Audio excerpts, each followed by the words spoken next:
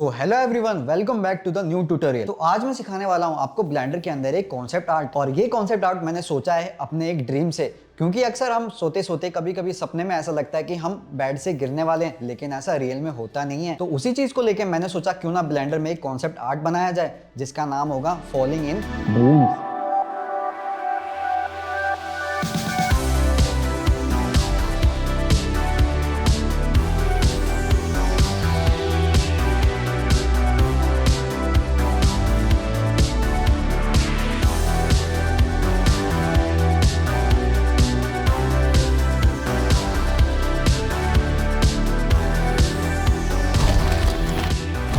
तो ब्लेंडर में आने के बाद ए सिलेक्ट करके डिलीट ऑल कर दो और इसके बाद Shift+A से यहाँ पर एक प्लेन क्रिएट करेंगे जो हमारा फ्लोर होगा।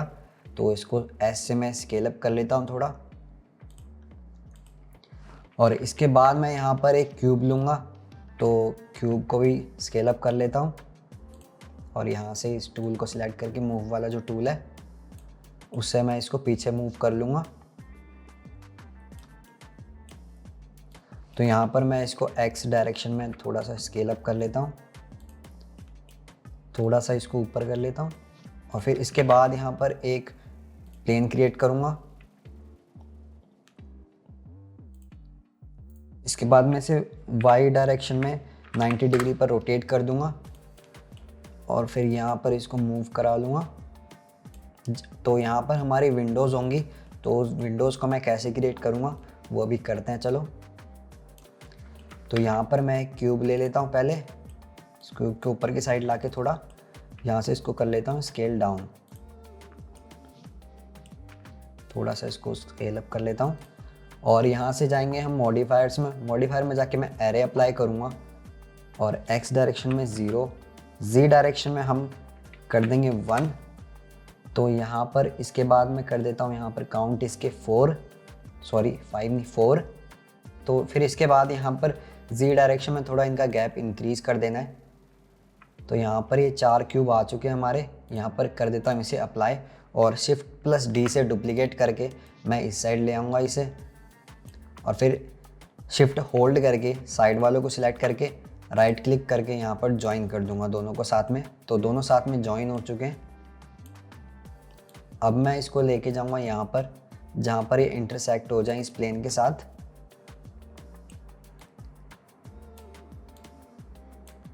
और यहाँ पर मैं इस प्लेन को सिलेक्ट करूँगा और यहाँ मॉडिफायर्स में जाके बुलियन सिलेक्ट करके जो ये पेन टूल है इसको जाके इस पर ड्रॉप कर दूंगा जो हमारे क्यूब्स हैं। यहाँ पर तुम देख सकते हो कि हमारी विंडोज़ बन गई है। तो यहाँ पर मैं जो ये प्लेन है इस पर बुलियन इसको अप्लाई कर दूंगा और अब हम इन क्यूब्स को डिलीट कर देंगे।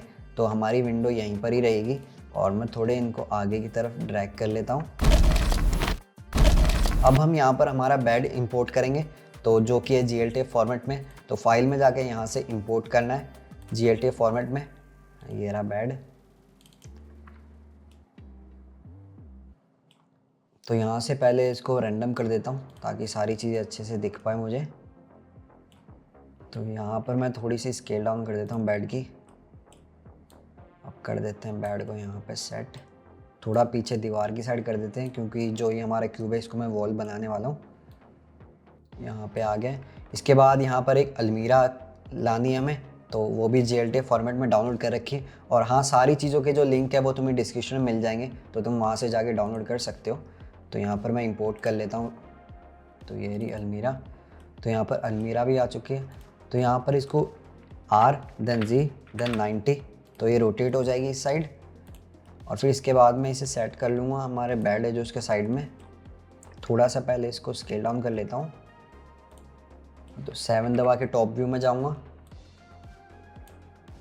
और यहाँ पर हमारी अलमीरा है उसको सेट कर लेता हूँ। तो हमारी अलमीरा भी सेट हो चुकी है। तो इसके बाद हम हमारा यहाँ पर टेबल इंपोर्ट करेंगे, तो वो भी GLTF फॉर्मेट में है। तो फाइल में जाके यहाँ इंपोर्ट में GLTF फॉर्मेट में उसे इंपोर्ट कर लेता हूँ। तो हमारा टेबल भी आ चुका है। तो इस टेबल में बाय डिफ़ॉल्ट कुछ एनिमेशन लग रखे हैं, तो डिलीट दबा दो क्योंकि इसके फ्रेम सिलेक्ट ही थे पहले से, तो डिलीट हो गए सारे।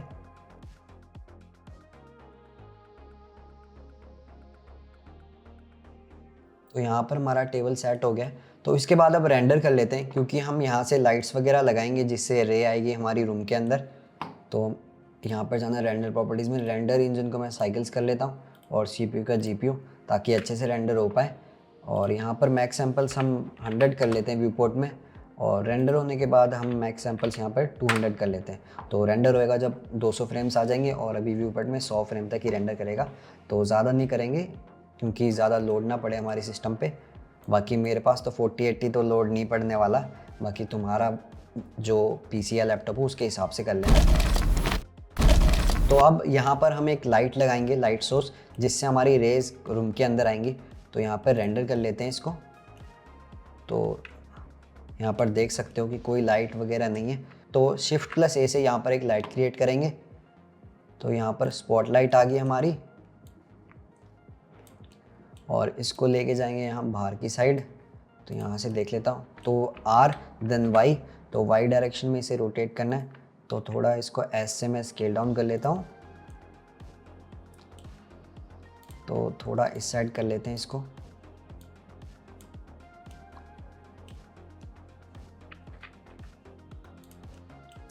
तो अब यहाँ पर लाइट की प्रॉपर्टीज़ में जाके यहाँ पर पावर को इंक्रीज़ करते हैं, हम 1000 कर लेते हैं। तो जो हमारी लाइट है जो वो काफ़ी दूर जा रही है, तो इसको R देन Y, तो अब थोड़ी सही आ रही है यहाँ पर। इसको Shift+D से डुप्लीकेट करके यहाँ पर नीचे की साइड भी एक और लाइट लगाएंगे, और इसका डायरेक्शन भी मैं Y डायरेक्शन में थोड़ा सा और नीचे की साइड कर देता हूँ। तो यहाँ पर सही लग रहा है। इसके बाद जो हमारा क्यूब है इसको सिलेक्ट कर लेता हूँ। तो इस पर हमें टेक्सचर लगाना है, तो N दबाऊंगा, यहाँ पर ये पैनल खुल जाएगा। तो यहाँ पर ब्लेंडर किट का यूज़ करने वाला हूँ। यहाँ पर जाएंगे मटेरियल्स में, यहाँ पर जाके सर्च करता हूँ मैं कंक्रीट। तो कंक्रीट के मटेरियल्स आ जाएंगे काफ़ी सारे। तो ये वाला मैं अप्लाई कर देता हूँ इसके ऊपर, तो अप्लाई हो गया। तो यही सेम वाला इस पर भी अप्लाई कर देते हैं, तो इस पर भी हो गया। तो हमारा जो फ्लोर है, तो इसके लिए मैं यहाँ पर फ्लोर सर्च करूँगा। तो ये वुडन वाला अच्छा लग रहा है, तो ये अप्लाई कर दिया मैंने। तो यहाँ पर जो इसका वुडन वाला टेक्सचर अप्लाई हुआ है, उसके जो ब्लॉक्स हैं मतलब टाइल्स वगैरह वो काफ़ी बड़ी हैं। तो इसको सिलेक्ट कर लेते हैं फ्लोर को। यहाँ से जो प्लस का आइकन आ गया यहाँ से ड्रैग कर लो। इसके बाद जाना है शेडर एडिटर में। यहाँ पर ये सारी नोट्स हैं, इनको मत छेड़ना, ये ऑटोमेटिकली लगी हुई हैं। यहाँ पर जो स्केलिंग है इसको 5 कर लेता हूँ, और Y पे भी 5 और Z पे भी 5। Z पे वैसे ज़रूरत नहीं है, लेकिन फिर भी कर लेते हैं तीनों को सेम।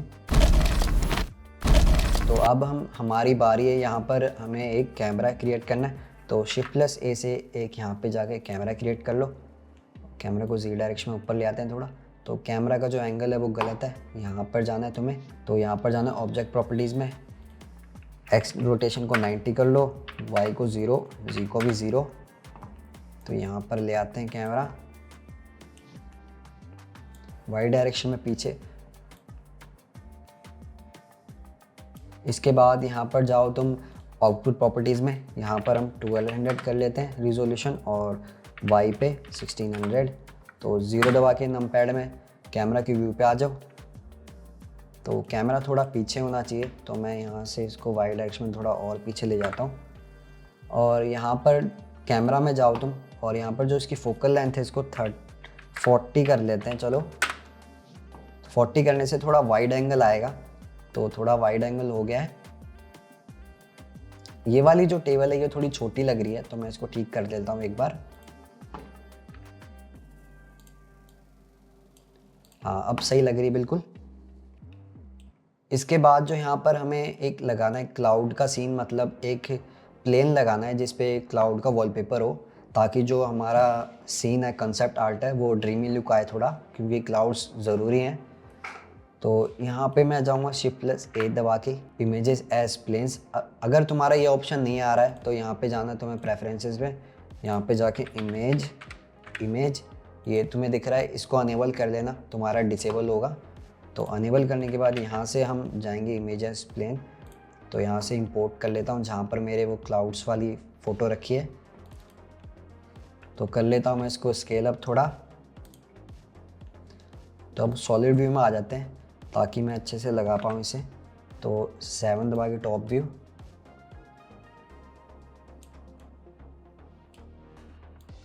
अब 0 से हम चले जाते हैं कैमरा की व्यू पे। अब इसको कर लेते हैं स्केल अप। इसको कर लेता हूँ थोड़ा इस साइड।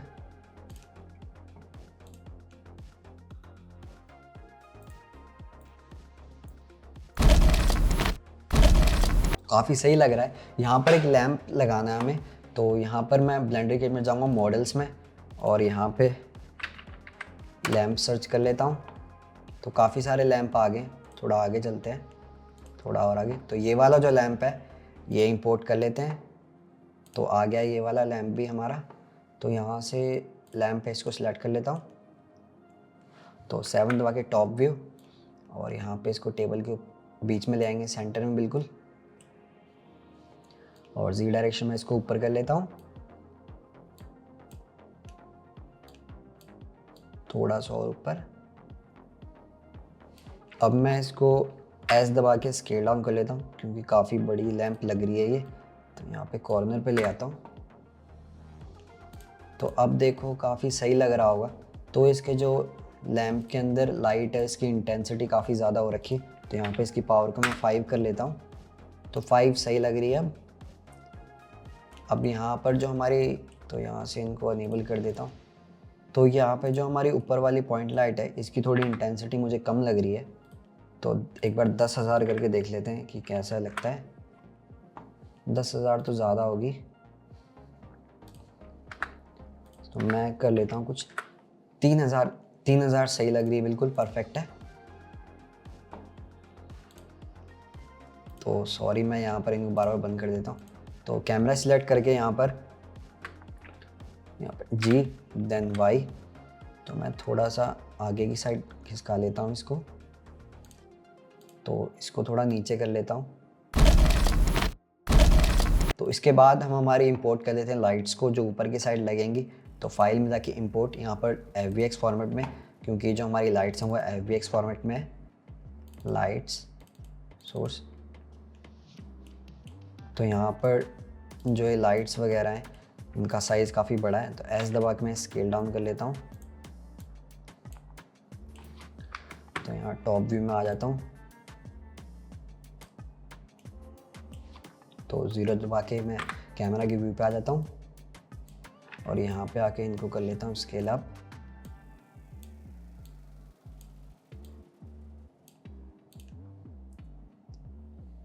तो अब रेंडर कर लेते हैं यहाँ से। तो अब जो ये हमारा क्लाउड वाला है इसको ऊपर कर लेते हैं, थोड़ा सा और ऊपर। तो अब दिख रहा है कि जो लाइट्स हैं वो वाइट हैं और ग्लो भी नहीं कर रही। तो उसको सही करने के लिए हम कर लेते हैं हमारी लाइट को सिलेक्ट और यहाँ पे प्लस के आइकन पे जाके यहाँ से इस साइड और यहाँ पर जाते हैं शेडर एडिटर में। और यहाँ पर जो फास्टनर है, जो भी मतलब इसका कलर हम ब्लैक कर देते हैं। और जो लाइट्स हैं, तो जो लाइट का जो टेक्सचर है वो यहाँ पर है। तो मैं उसको अप्लाई कर लेता हूँ इसके ऊपर ले जाके। तो यहाँ से ड्रैग कर लो, सीधा यहाँ पे आ गया। इसको कर लो इसमें कनेक्ट और Shift+D से, सॉरी इसको इसमें नहीं कनेक्ट करना। तो ये जो एक और इमेज आ गई इसको करना है, तो मैं एमिशन में कनेक्ट और यहाँ पे हम एमिशन कर लेते हैं 40।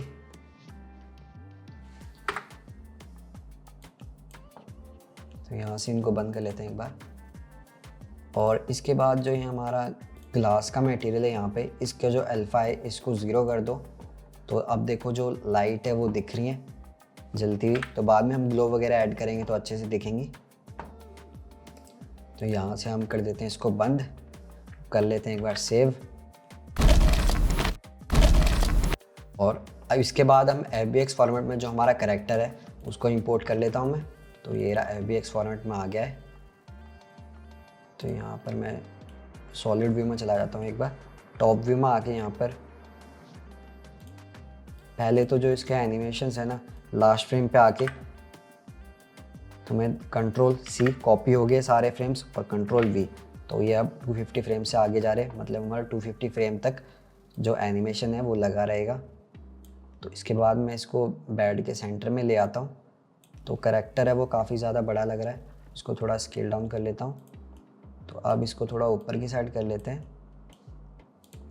तो मैं इसको Z डायरेक्शन में 90 कर लेता हूँ।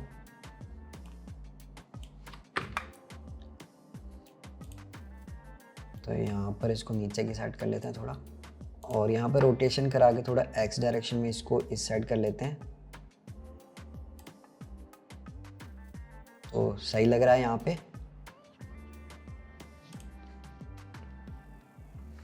सेव कर लेते हैं। इसके बाद जो पीछे रिंग सी मतलब जो एक सर्कल टाइप का ग्लो था, उसका लिंक भी तुम्हें डिस्क्रिप्शन मिल जाएगा, तो हम उसको ऐड करते हैं। Shift+A, यहाँ पे इमेज एज प्लेन से उसे इंपोर्ट करेंगे। तो यहाँ पर है वो रिंग, तो यहाँ पर आ गई। तो रेंडर करके देख लेते हैं।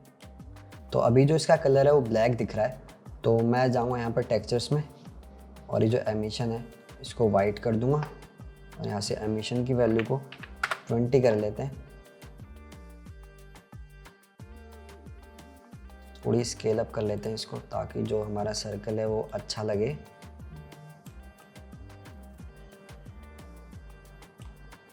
तो थोड़ा इसको अंदर की साइड ले आता हूँ और यहाँ पर देखता हूँ कि जो ये इसके हैंड्स वगैरह वो इससे टकरा तो नहीं रहे, तो सब सही है। तो अब तुम्हें दिख रहा है जो कैरेक्टर है वो काफ़ी ज़्यादा रिफ्लेक्ट कर रहा है, मतलब जो इसकी रफनेस है काफ़ी ज़्यादा हो रखी है। तो इसको ठीक करते हैं। यहाँ पर जाके शेडर एडिटर में जाओ और यहाँ पे इसको सिलेक्ट करो और ये जो रफनेस है इसको अनलिंक कर दो यहाँ से इसकी नोड को, और यहाँ पे इंक्रीज़ कर दो बिल्कुल। तो सारी चीज़ें ऑटोमेटिकली होगी, सारी चीज़ों की रफनेस, क्योंकि सारी चीज़ें आपस में कनेक्ट थी इसकी। और यहाँ पर जो इसके हेयर्स हैं, हेयर को करो यहाँ पे सिलेक्ट और इसकी रफनेस को भी इंक्रीज़ कर दो। तो अब तुम्हें दिख रहा है कि सारी चीज़ें हो चुकी हैं। तो तुम देख सकते हो नमपैड में 0 दबा के कैमरा के एंगल पे आके, तो यहाँ से ऑफ कर देते हैं ताकि अच्छा दिखे। तो यहाँ पर सारी चीज़ें परफेक्ट हैं बिल्कुल। तो अब जो चीज़ रहती है वो हमारा रहता है यहाँ पर फ़ोटो की फ्रेम। तो फ्रेम को भी हम, तो यहाँ से पहले मैं इसको हटा लेता हूँ जॉइन एरियाज करके और यहाँ से कर लेते हैं इसको बड़ा। तो इंपोर्ट कर लेते हैं अपने फ्रेम को, तो वो भी है GLTF फॉर्मेट में ही है। तो यहाँ पे हमारा फ्रेम है, तो फ्रेम आ गया यहाँ पे, इनको अनेबल कर लेते हैं। RG-90, तो ये इस साइड हो जाएगा। तो मैं अब इसको पीछे की साइड सेट कर लेता हूँ। तो पहले सॉलिड व्यू में आ जाते हैं ताकि अच्छा दिखे बिल्कुल।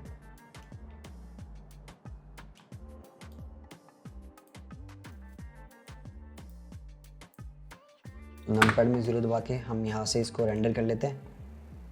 अब जो हमारा फ्रेम है उसको इंक्रीज़ कर लेता हूँ उसके साइज़ को, तो यहाँ पर लग गया है। तो यहाँ से अब हम चले जाते हैं शेडिंग में, शेडर एडिटर में। यहाँ से अब यहाँ से मैं सिलेक्ट करूँगा, यहाँ से सिलेक्ट करते हैं। तो अब जो इसके ऊपर का ग्लास है, ये ग्लास सिलेक्ट हो रखा है, तो ग्लास मटेरियल सिलेक्ट हो रखा है। तो यहाँ से चल लेते हैं क्योंकि यहाँ से सिलेक्ट नहीं हो पा रहा। तो यहाँ से इसको ओपन कर लेते हैं, यहाँ से इसको ऑफ कर लेते हैं एक बार। इसके बाद जो है, हाँ, अब हमारी इमेज सिलेक्ट है। तो यहाँ पर मैं कोई भी रैंडम इमेज लगा लो तुम इंटरनेट से, कुछ भी रैंडम। तो Ctrl+T दबा के यहाँ पर नोड ओपन करके तो यहाँ से मैं स्पाइडरमैन की फ़ोटो लगा देता हूँ। तो फ़ोटो है जो वो अब दिख रही है वो उल्टी साइड है, तो इसको सही करने के लिए यहाँ से जो इसके मैपिंग है, रोटेशन Z डायरेक्शन में इसकी 90 कर लेते हैं, तो 180 पे हो जाएगी सीधी। तो 180 हो गया।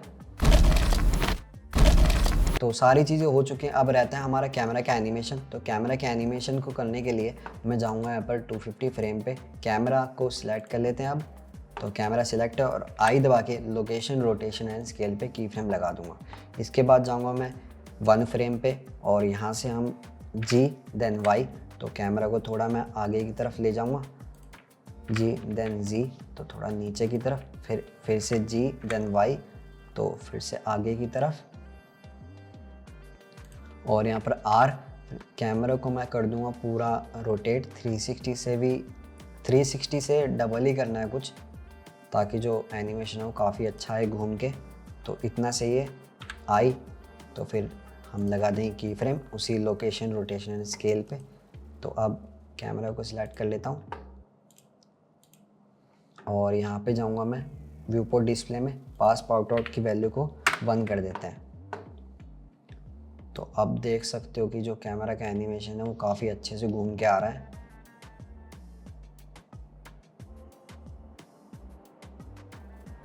तो यहाँ पर देख सकते हो आप। और जो हमारी जो रिंग है ये, इसको हम रोटेट करेंगे ताकि जो एनिमेशन है वो भी थोड़ा और अच्छा लगे। तो 250 फ्रेम पे आ जाता हूँ और आई दबा के यहाँ पर खाली रोटेशन में लगाना है की फ्रेम, और 1 पे आ जाता हूँ और यहाँ पर एन दबाओ तो ये पैनल आ जाएगा यहाँ पे, और आइटम पे जाना है और यहाँ पे जो इसकी वाई डायरेक्शन है, मतलब कि मुझे पता है पहले से कि ये वाई डायरेक्शन में रोटेट होगा, तो तुम ये देख सकते हो। तो इसके बाद मैं जो इसकी वाई डायरेक्शन है इसको 360 मल्टीप्लाई बाई 2, तो ये 2 बार ही 360 घूमेगा। अब यहाँ पे रोटेशन में लगा देता हूँ। तो यहाँ पे आप देख सकते हो कि जो ये घूम रहा है अब इसको कैमरा के एनिमेशन के साथ देख लेते हैं। तो यहाँ पे देख सकते हो आप, अब हमारा जो एनिमेशन है काफ़ी अच्छा लग रहा है। तो अब हमारा जो कैमरा है उसमें हम थोड़ा ब्लर ऐड कर लेते हैं। तो कैमरा को सिलेक्ट करो और यहाँ पर जाके जो डेप्थ ऑफ फील्ड है इसको अनेबल करके, और ये जो ड्रॉपर टूल है इसको हम कर देते हैं शर्ट पे ड्रॉप। तो अब शर्ट पे ही फोकस रहेगा। 0.1 कर लेते हैं, 1.1 कर लेते हैं। तो अब मैं पीछे करके देख लेता हूँ। तो यहाँ पर काफ़ी ज़्यादा ब्लर लग रहा है, तो यहाँ पे हम अभी की फ्रेम्स लगाएंगे। यहाँ पर की फ्रेम लगा दो और यहाँ पर हम कर लेते हैं कुछ 35, तो क्लियर लग रहा है अब।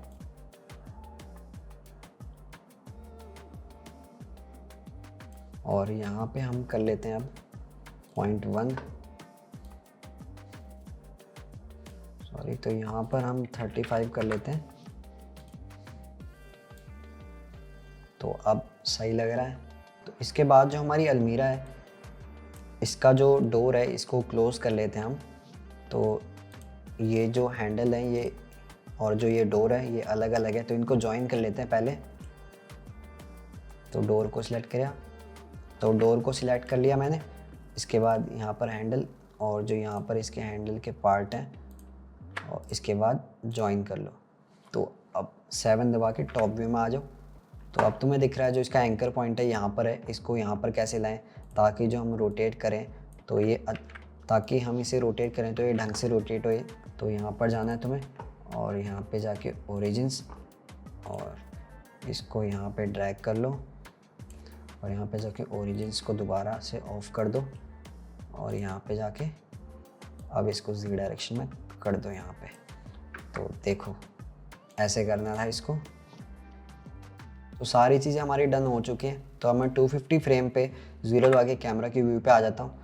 तो थोड़ा मुझे लग रहा है कि जो कैमरा का व्यू है वो दूर हो रहा है थोड़ा, तो कैमरा को सिलेक्ट करके जी देन वाई, तो थोड़ा क्लोज ले आता हूँ मैं इसको यहाँ पर, और आई तो लोकेशन रोटेशन स्केल पे लगा देते हैं यहाँ पे की फ्रेम। तो हमारी सारी चीज़ें डन हो चुकी हैं। तो अब जो एक क्लाउड वाला वॉलपेपर है हमारा, मुझे थोड़ा ऊपर लग रहा है, इसको थोड़ा इसका नीचे कर लेता हूँ थोड़ा, और इसके बाद जो लाइट्स वगैरह हैं इनको भी जी डायरेक्शन में थोड़ा नीचे ले आता हूँ। तो अब बिल्कुल परफेक्ट है सब। यहाँ पर रेंडर प्रॉपर्टीज़ में जाके जो हमारे मैक्स सैम्पल से रेंडर में 200 है, तो मैं दबाता हूँ F12 ताकि जो हमारा 250 वाला फ्रेम है वो रेंडर हो जाए। तो रेंडर हो गया है। इसके बाद हमें जाना है कंपोजिटिंग में, यहाँ पे यूज़ नोड को अनेबल कर दो और यहाँ पर Shift+A से एक व्यूअर लेके आना है और इसको इससे कनेक्ट करना है, और इसके बाद शिफ्ट होल्ड करके रखना है और राइट क्लिक से यहाँ पर कट कर देना है। तो आपस में दोनों चीज़ें कनेक्ट हो जाएंगी और V से यहाँ पर जूम आउट हो जाएगा। तो और ऑल्ट V करोगे तो जूम इन होगा, और यहाँ पर Shift+A से ग्लेयर क्रिएट कर लेते हैं यहाँ पर। तो अब तुम देख सकते हो ग्लेयर कनेक्ट करते ही हमारा ग्लो ऐड हो गया। तो हमें इस टाइप का ग्लो नहीं चाहिए, तो यहाँ पे हमें चाहिए फॉग ग्लो। तो फॉग ग्लो की इंटेंसिटी यहाँ पर हम कम करेंगे अभी थोड़ी, क्योंकि ज़्यादा ही हो रहा है ग्लो। तो यहाँ पर अब हमें सब कुछ परफेक्ट लग रहा है।